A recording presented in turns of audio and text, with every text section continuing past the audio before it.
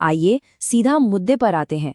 आज के इस गहरे विश्लेषण में हम मानव व्यवहार के उन रहस्यों को खंगालने वाले हैं जिन्हें समझना किसी आइसबर्ग यानी हिमखंड को देखने जैसा है। बाहर से जो आदतें हमें बस एक छोटी सी चोटी की तरह दिखती हैं, उनके नीचे अवचेतन मन की एक पूरी दुनिया और गहरे राज छिपे हैं। तो चलिए बिना किसी देरी के इस गहराई में उतरते हैं। आज की इस चर्चा में हम इन खास पड़ावों से गुजरेंगे। मस्तिष्क का अदृश्य इंजन, कुछ ऐसे शब्द जो बुद्धिमत्ता को छिपाते हैं, मूक आकर्षण की असली डिकोडिंग, दोस्ती से आगे की वो धुंधली रेखा, और अंत में प्यार का सबसे बड़ा विरोधाभास। पहला हिस्सा, मस्तिष्क का अदृश्य इंजन। इस मनोवैज्ञानिक हिमखंड के बिल्कुल ऊपरी हिस्से पर वो आदतें हैं जो रोजमर्रा के व्यवहार को चलाती हैं। अब ये सच में हैरान करने वाला है। रोजमर्रा की कुछ अजीब लगने वाली आदतें, जैसे मीटिंग के दौरान पन्नों पर डूडल बनाना या अकेले में खुद से बातें करना, दरअसल हमारे दिमाग के बेहतरीन सर्वाइवल और मेमोरी टूल्स हैं। जब कोई खुद से जोर से बात करता है तो दिमाग तुरंत फोकस करता है। और एक और दिलचस्प बात, क्या कभी किसी डरावनी फिल्म या रोलर कोस्टर की तेज धड़कन को दिमाग ने रोमांस समझ लिया है? बिल्कुल। एड्रेनलिन के इस धोखे को हमारा नर्वस सिस्टम अक्सर प्यार समझ बैठता है। सतह से थोड़ा नीचे चलते हैं। दूसरा हिस्सा, वो शब्द जो बुद्धिमत्ता को छिपाते हैं। रोजमर्रा की बातचीत में लोग अनजाने में ही कुछ ऐसा कह जाते हैं जिससे उनकी समझदारी पर सवाल उठने लगते हैं। इसे ऐसे समझते हैं, मुझे परवाह नहीं है। ये सुनना कितना रूखा और भावनाहीन लगता है ना? लेकिन इसकी जगह अगर कहा जाए, ये मेरी पसंद नहीं है लेकिन मैं समझता हूँ, तो बात का वजन ही बदल जाता है। ये उच्च भावनात्मक बुद्धिमत्ता दिखाता है। समझदार लोग असहमति जताते समय भी सम्मान बनाए रखते हैं। एक और बेहतरीन उदाहरण देखते हैं।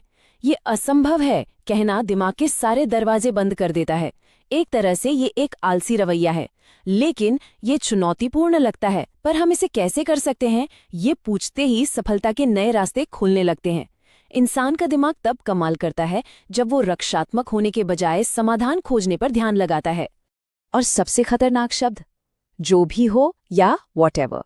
ये शब्द सामने वाले को पूरी तरह से उपेक्षित महसूस कराता है और बातचीत का वहीं गला घोट देता है। इसके बजाय मैं आपकी बात समझता हूं लेकिन मेरी सोच अलग है, ये कहने से एक सम्मानजनक संवाद के लिए हमेशा दरवाजा खुला रहता है। बुद्धिमान लोग असहमति से निपटना जानते हैं, वो भी बिना किसी को नीचा दिखाए। लेकिन जरा सोचिए, क्या हो अगर एक दूसरे को भेजे गए संकेत पूरी तरह से खामोश हों, कोई शब्द ही ना हो? ये सवाल हमें इस मानसिक हिमखंड में और नीचे ले जाता है। शरीर की अपनी एक अलग आवाज होती है, जहां शब्दों की कोई जरूरत ही नहीं है। तीसरा हिस्सा, मूक आकर्षण को समझना। अवचेतन मन की गहराइयों में शारीरिक और व्यावहारिक तालमेल बिना कुछ कहे ही आकर्षण की पूरी कहानी बयां कर देते हैं। यह आकर्षण मुख्य रूप से 3 चरणों में काम करता है। सबसे पहले एक लंबी नज़र जो दिमाग में ऑक्सीटोसिन रिलीज करती है। फिर आता है मिररिंग इफेक्ट, जहां नर्वस सिस्टम के मिरर न्यूरॉन्स अनजाने में ही सामने वाले के हाव भाव की नकल करने लगते हैं। और अंत में समकालिकता यानी सिंक्रोनिसिटी, वो अजीब और सार्थक संयोग जो जुड़ाव को मजबूत करते हैं। ये सब मिलकर 2 लोगों के बीच एक बहुत गहरा, अनकहा भावनात्मक पुल बना देते हैं। पर यहाँ एक बहुत ही कड़ी चेतावनी भी है। सच्चे जुड़ाव की शांति को लिमरेंस से अलग समझना बेहद जरूरी है। लिमरेंस प्यार नहीं है, ये एक अनैच्छिक, अस्वस्थ और जुनूनी मानसिक स्थिति है जो सिर्फ घबराहट और बेचैनी पैदा करती है। ये एक तरह का टॉक्सिक फिक्सेशन है। अब आते हैं चौथे हिस्से पर, सिर्फ दोस्तों से कहीं आगे। इस विश्लेषण में और गहराई में जाने पर एक सामान्य दोस्ती और छिपे हुए रोमांटिक रिश्ते के बीच की वो धुंधली मनोवैज्ञानिक रेखाएं बिल्कुल साफ होने लगती हैं। जब दिमाग का अटैचमेंट सिस्टम एक्टिव होता है तो गजब के बदलाव आते हैं, जैसे लिम्बिक रेजोनेंस, जहां नर्वस सिस्टम अनजाने में दूसरे व्यक्ति की ऊर्जा के अनुकूल होने लगता है। इंसान सामने वाले की छोटी छोटी मामूली बातों को याद रखने लगता है और फिर जन्म लेता है एक अप्रोच अवॉइडेंस संघर्ष, यानी करीब आने की तेज चाहत और कमजोर पड़ने का डर। एक शांत छिपी हुई ईर्ष्या या खोने का डर इस बात का पक्का सबूत है कि रिश्ता चुपके से दोस्ती की सीमा पार कर चुका है। 5वां और आखिरी हिस्सा, प्रेम का विरोधाभास। अब हम मनोवैज्ञानिक हिमखंड की सबसे गहरी और अंधेरी गहराइयों में पहुंच चुके हैं, जहां उन जटिल जंगीयन सिद्धांतों का सामना होता है जो हमारी इच्छाओं को चलाते हैं। अक्सर हम सब एक चीज देखते हैं, जब किसी को बहुत अधिक प्यार और पूर्ण निश्चितता दी जाती है तो वो दूर क्यों भागने लगता है। यह एक बेहद दर्दनाक विरोधाभास है। बहुत ज्यादा भावनात्मक निवेश और हर समय उपलब्ध रहना असल में उस रोमांटिक चिंगारी को ही बुझा देता है। महान मनोवैज्ञानिक कार्ल जंग ने इसके बारे में एक कमाल की बात कही थी। उनका मानना था कि हम शायद ही कभी किसी के सचेत कार्यों की ओर आकर्षित होते हैं।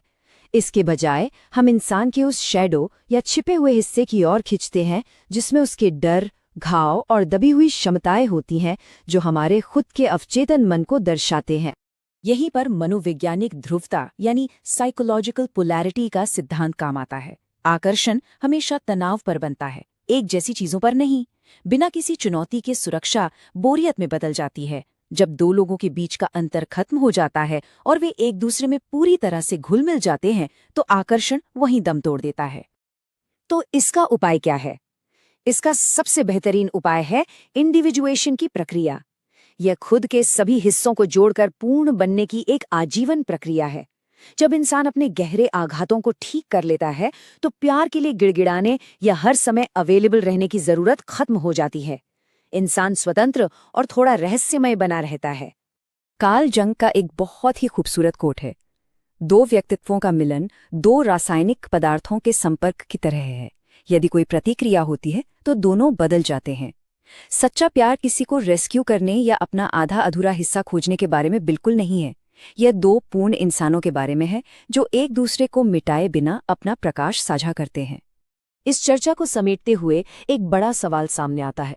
अवचेतन मन के इन गहराइयों और मूक संकेतों को समझने के बाद क्या कोई सिर्फ दूसरों को ही पढ़ता रहेगा या अंततः खुद को भी पढ़ना शुरू करेगा?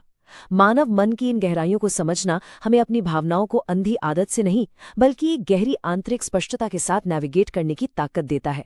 क्योंकि जब खुद के भीतर झांकना आ जाता है तो रिश्तों को समझने की ये पूरी यात्रा हमेशा के लिए बदल जाती है।